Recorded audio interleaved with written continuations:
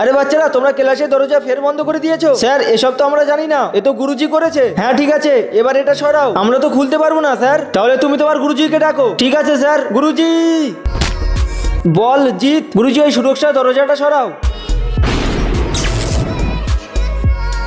তো বাচ্চারা, আজকে তোমাদের ম্যাজিকের পরীক্ষা নেব। Okay sir. আরে বাচ্চারা, আমি তো খাঁচার মধ্যে বন্দি হয়ে গিয়েছি। স্যার, শুধু তুমি না, আমার গুরুজিও তো বন্দি হয়ে গেল। এবার কি হবে বাচ্চারা?